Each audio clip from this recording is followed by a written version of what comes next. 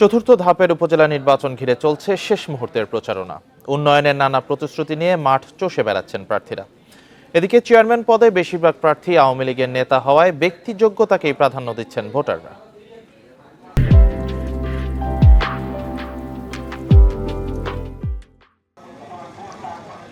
সুনামগঞ্জের শান্তিগঞ্জ উপজেলায় চেয়ারম্যান পদে ৩ প্রার্থীর সবাই আওয়ামী লীগের নেতা।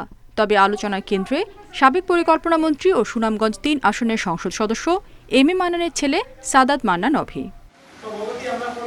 তার প্রতিদ্বন্দ্বী উপজেলা যুবলীগের সভাপতি বোরহানউদ্দিন দোলন ও সদর উপজেলা আওয়ামী লীগ সভাপতি আবুল কালাম। এমপি ও তার ছেলের বিরুদ্ধে নির্বাচনে প্রভাব খাটানোর অভিযোগ তাদের। তবে সাদাত মান্নানের দাবি, জনগণের প্রত্যাশা পূরণেই প্রার্থী হয়েছেন তিনি। টোটাল রমজান মাস ওনার ছেলেকে নিয়ে বিভিন্ন প্রোগ্রাম করেছেন। বর্তমানে তিনি বাসায় এনে বিভিন্ন ইউনিয়ন চেয়ারম্যান, মেম্বার, জনপ্রতিনিধি, বিভিন্ন সংস্থাকে নিয়ে ওনার ছেলের জন্য ভোট প্রার্থনা করতেছেন। এখানে দলীয় কোনো প্রতীক নাই। আমি এখানে এসেছি এবং দাঁড়িয়েছি এই এলাকার যারা জনসাধারণ আছেন, এই এলাকার যারা মুরব্বিয়ানরা আছেন তাদের কথায়। ব্রাহ্মণবাড়িয়া সদরে ৫ চেয়ারম্যান প্রার্থীর মধ্যে আলোচনায় জেলা ছাত্রলীগের সাধারণ সম্পাদক সাদাত হোসেন শোভন ও জেলা আওয়ামী লীগের সহসভাপতি হেলাল উদ্দিন। অন্যদের তেমন ভোটের মাঠে দেখা না গেলেও পাল্লা দিয়ে প্রচারণা চালাচ্ছেন এই দুজন।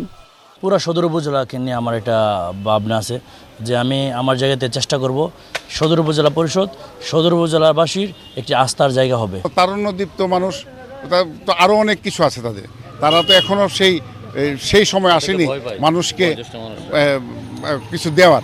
পটুয়াখালীর কলাপাড়ায় চেয়ারম্যান পদে ৩ জন, ভাইস চেয়ারম্যান পদে 3 জন ও মহিলা ভাইস চেয়ারম্যান পদে 4 প্রার্থী প্রতিদ্বন্দ্বিতা করছেন। প্রার্থীরা নানা প্রতিশ্রুতি দিলেও যোগ্য ব্যক্তিকেই বেছে নিতে চান ভোটাররা।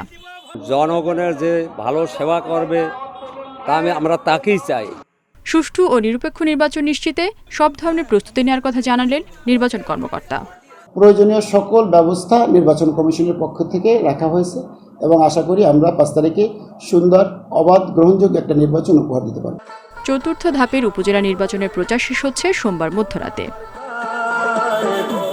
রেশমি নন্দী, ইন্ডিপেন্ডেন্ট নিউজ।